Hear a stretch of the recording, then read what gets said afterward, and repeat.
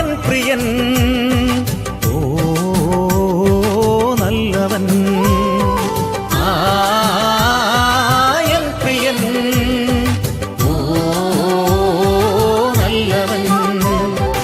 ഈ വിധ സ്നേഹിതൻ പാരില, ഈ വിധ സ്നേഹിതൻ പാരില. വീണ്ടെടുത്തു എന്നെ തൻ ചോരയാൽ, വീണ്ടെടുത്തു എന്നെ തൻ ചോര. ദൈവവചന ചിന്തകൾ കേൾക്കുന്ന എല്ലാ മാന്യ ശ്രോതാക്കൾക്കും ക്രിസ്തീയ വന്ദനം.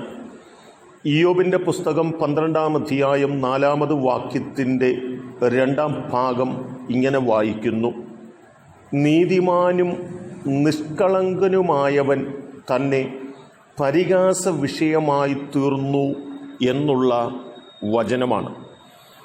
സത്യസന്ധതയോടും പരമാർത്ഥതയോടും നീതിയോടും കൂടി ജീവിച്ചിട്ടും മറ്റുള്ളവരുടെ മുൻപിൽ പരിഹാസ വിഷയമായി തീർന്നിരിക്കുന്ന ഒരു പശ്ചാത്തലത്തിൽ ഭക്തൻ പറയുകയാണ്, ദൈവത്തിൻ്റെ സന്നിധിയിൽ നിഷ്കളങ്കതയോടും നീതിയോടും പരമാർത്ഥതയോടും ഞാൻ ജീവിച്ചിട്ടും എൻ്റെ ജീവിതത്തിനകത്ത് ഞാൻ അനുഭവിക്കേണ്ടി വരുന്ന പരിഹാസങ്ങൾ എത്രമാത്രം വലുതാണ് എന്ന് താൻ ചിന്തിക്കുകയാണ്.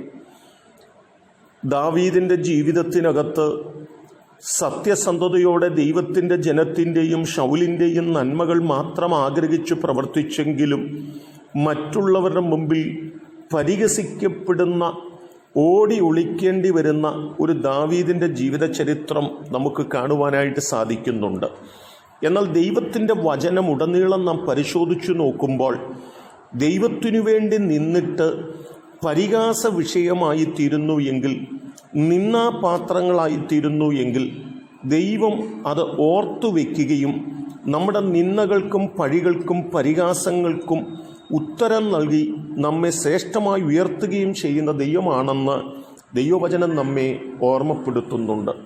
യെശയ്യാ പ്രവാചകൻ്റെ പുസ്തകം 60-ാം അധ്യായം 14-ാം വാക്യം വായിക്കുമ്പോൾ നാം എഴുന്നേറ്റ് പ്രകാശിപ്പാനായിട്ട് ആഗ്രഹിക്കുന്നു എങ്കിൽ നമ്മെ ക്ലേശിപ്പിച്ചവരുടെ പുത്രന്മാർ നമ്മുടെ അടുക്കൽ വണങ്ങിക്കൊണ്ടുവരികയും നമ്മെ നിന്ദിച്ചവരൊക്കെയും നമ്മുടെ കാൽ പിടിച്ച് നമസ്കരിക്കുകയും ചെയ്യുന്ന ഒരു സന്ദർഭം നമ്മുടെ ജീവിതത്തിൽ ഉണ്ടാകും എന്ന് കൃത്യമായിട്ട് ഓർമ്മപ്പെടുത്തുന്ന വചനങ്ങൾ കാണുവാൻ സാധിക്കുന്നുണ്ട്.